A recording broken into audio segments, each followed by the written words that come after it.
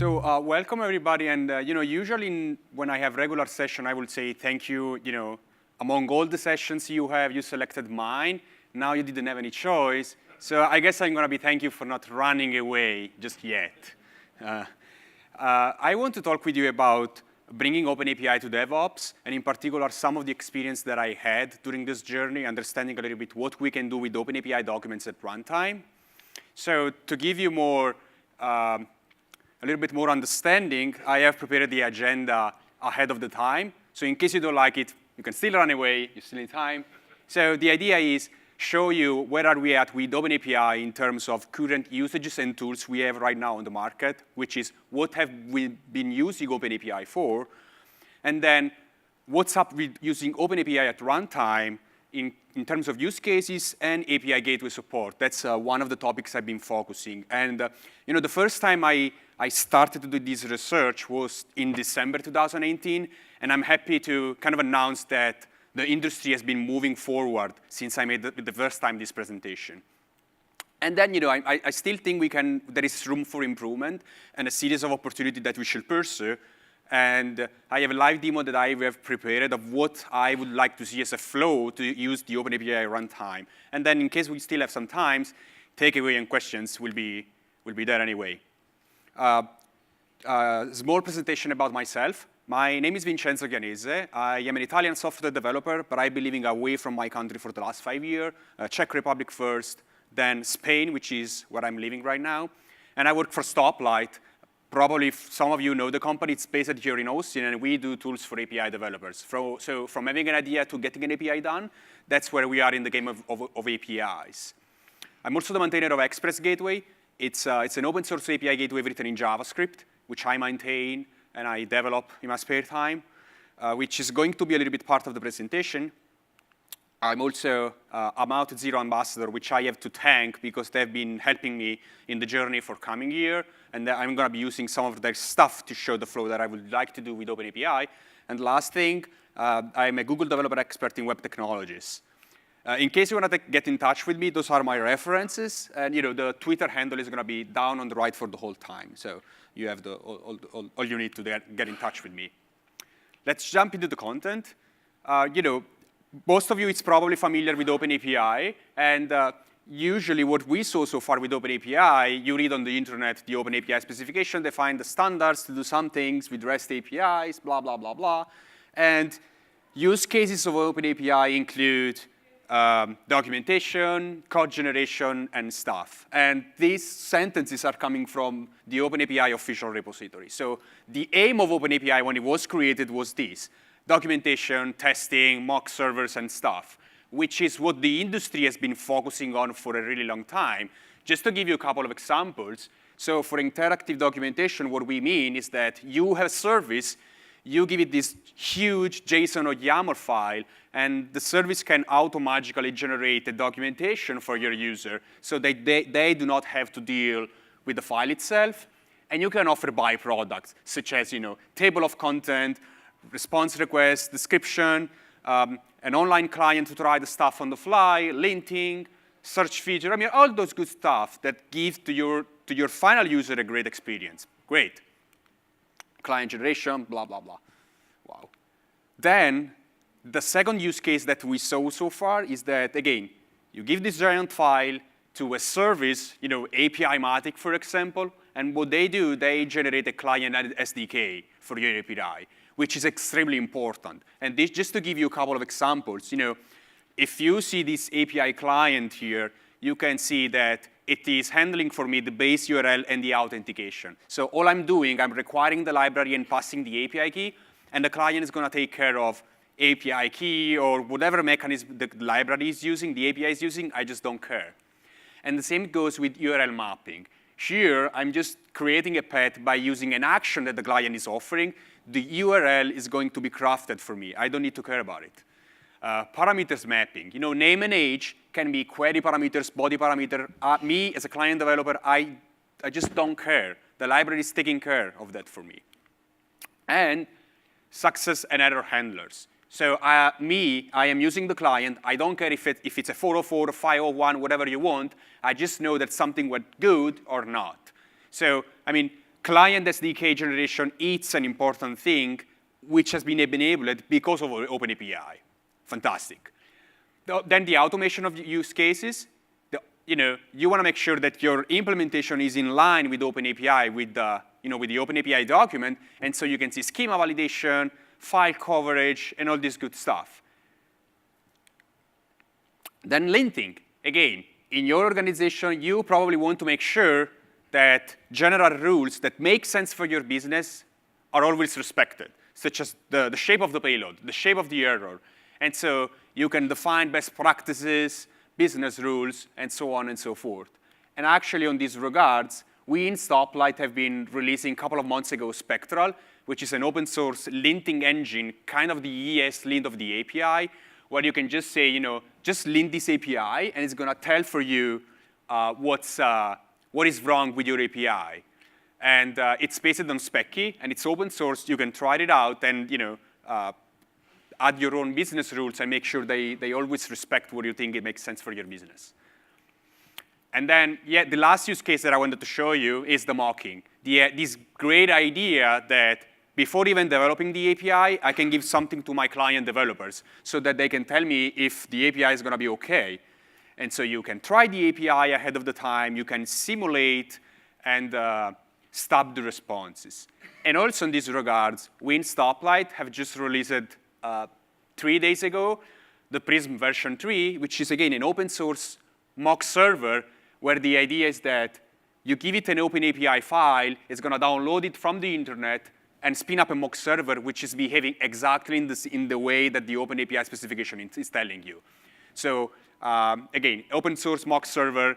We have been writing it in TypeScript from Go, and you can find the address here. This is all open source stuff that you can try today to lint your API and create a mock server for your APIs. Just check it out if you want. But if we recap all those use cases we saw so far, like documentation, mocking, linting, testing, this is all happening before the API gets deployed. Documentation is for the final user. You mock the API before you develop it. You lint the API, and you test the API, hopefully before you make the deploy. But then I've been asking myself, what about the runtime? So once my API it's up in the wild, how can the OpenAPI document still help me and provide feedback, give me something that I can reason about?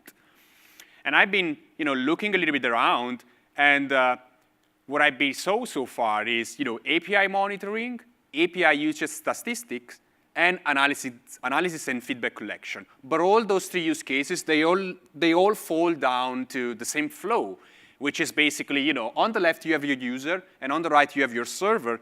And the idea is that the user, through an SDK, it's making an API call. The SDK is going to transform this function call into an HTTP request that hits your server, and your server, using the OpenAPI specification as a reference point, can tell you, those are the most used endpoints, those are the most failing endpoints, and those are the most common scenarios, which they do a lot of sense. For example, if you see that 99% of your user is calling an endpoint in a wrong way, maybe your documentation is not good enough. You're not pointing out the way the API should be used. And so it's a great opportunity to get feedback, kind of an automatic feedback, still using the OpenAPI at runtime as a source of truth. But anyway, that was not what I was looking for. My idea was, what about the operational side of my API? And just to give you 2 or 3 examples, what if I want to safely roll out a new API section? Let's say my business is opening a new area, and I have a bunch of endpoints that I want to roll out using my API gateway to open these new routes to the public. Can I use the OpenAPI document for that somehow? Or also, set an API section as deprecated. You should not use this stuff anymore. I'm going to be removing it soon. Can I automate these and properly communicate it back to the user using the OpenAPI document? Or, I'm having an event, and for this event in particular, I want to open a resource, a part of my API, to everybody in the public because it makes sense. Can I do that in an automated way, just changing my OpenAPI document? Can I change my validation rules? For example, I just want to make sure that a field that is usually required in an API request is now not mandatory, not compulsory anymore. Can I do that using the OpenAPI document and automatically make that happen? and also redirects. That's yet another one. So those were the use cases that I've been focusing on, that I've been looking for responses. How can I automate that without having to click with my mouse here and there in my API gateway configuration? And initially, my reaction was I wasn't really able to find a systematic way to do that. Then the things have been changing a little bit. And so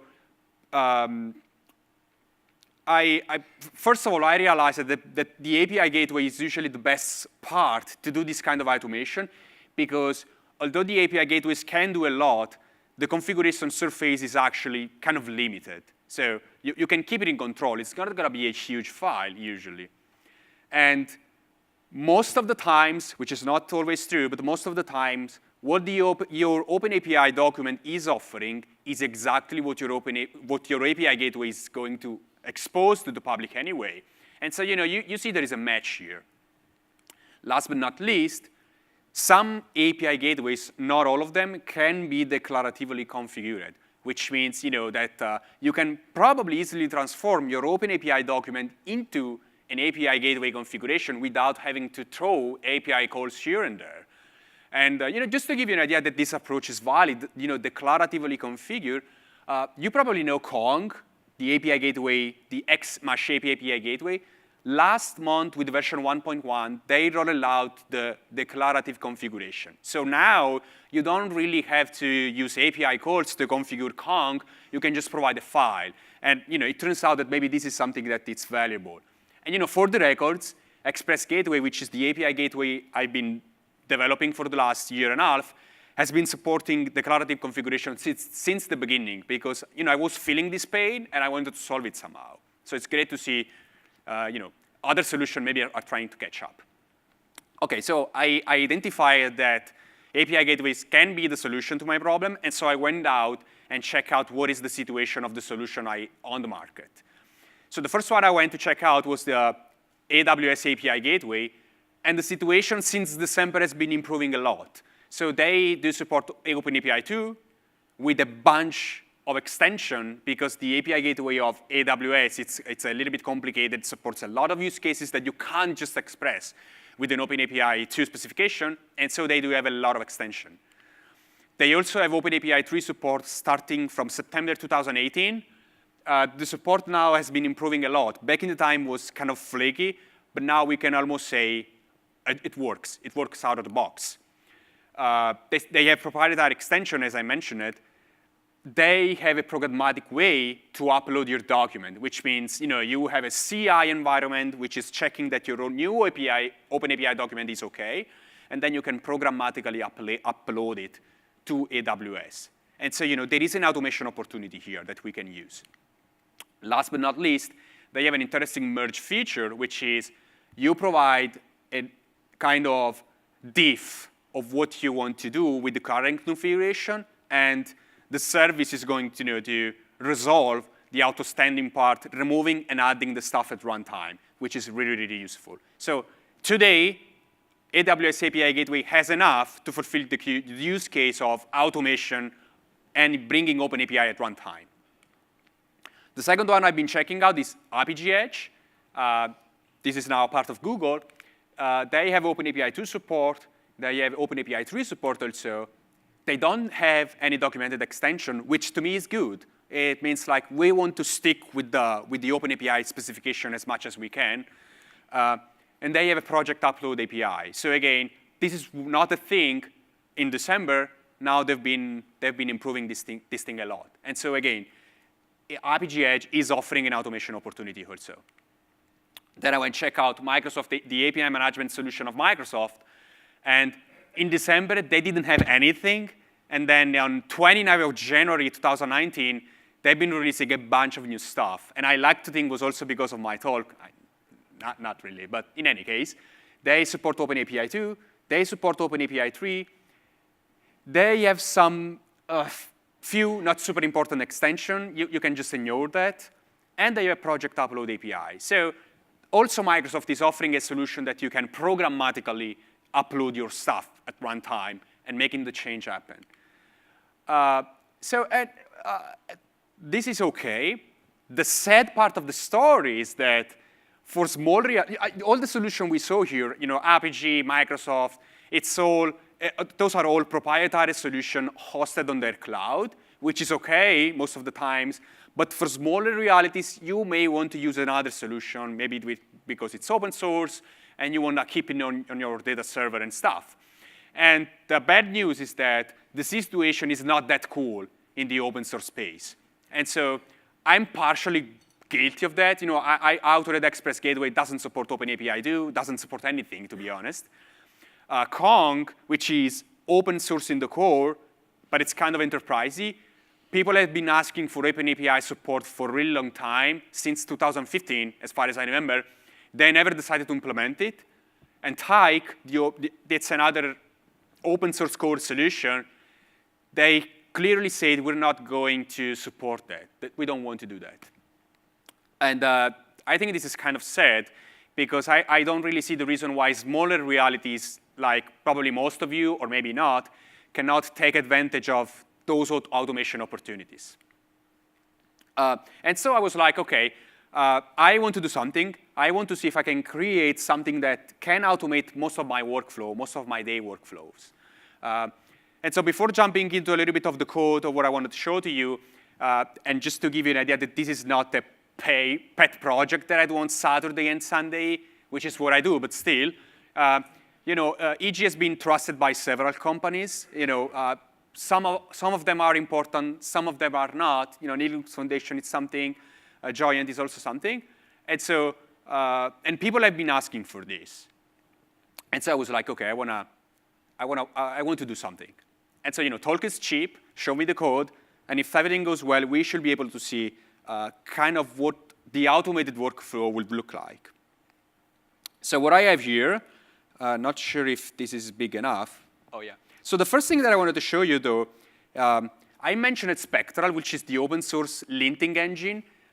We're bringing it to the next level. So what you can see here, Spectral can report what is wrong with your API directly in GitHub. And so this is just a test, and it's telling, this description is not true, this thing is missing, directly on GitHub. And so, it's great to see that the OpenAPI becomes part of your whole GitHub flow, or whatever you want to call it. If you want to check out the project, this is it.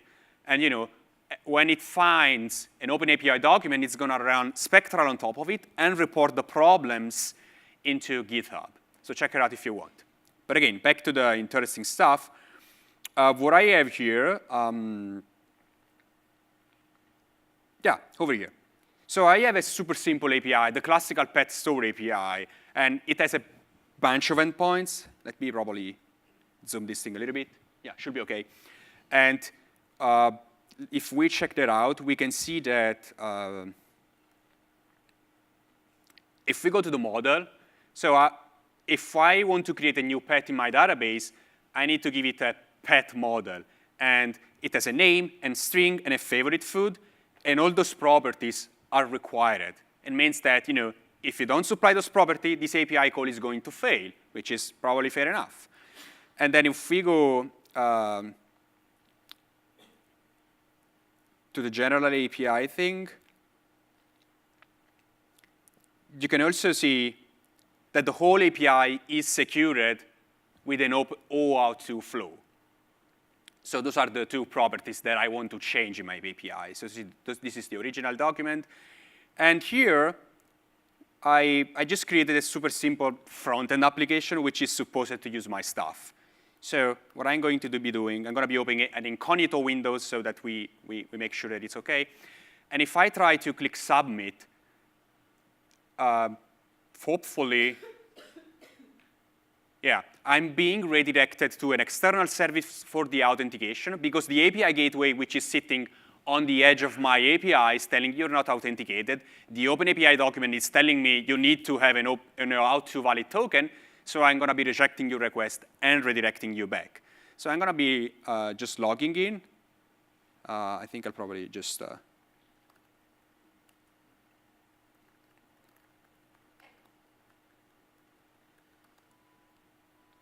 and I should be receiving a valid token. And now that I am authenticated and I try to make a request, I'm getting a validation error, because as you remember, the API was telling me that the pet name is required, the favorite food was required too, and the pet type is also required. And now if I try to submit my request again, this time it was working correctly. Because the request is going to the API gateway, it's validating the token, and then the API gateway is making the JSON schema validation, and then if everything goes well, it's going to be passing the API, the request, on the other side of my service. So far, all good. Now let's say that I want to change my API definition for some reason, and what I want to do is that, let's go to the design part. I probably want to do that this field is not required anymore, so if you don't give to me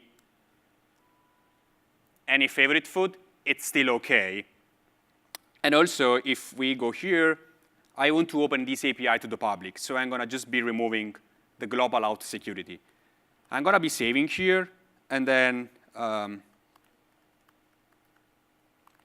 just trigger a deploy.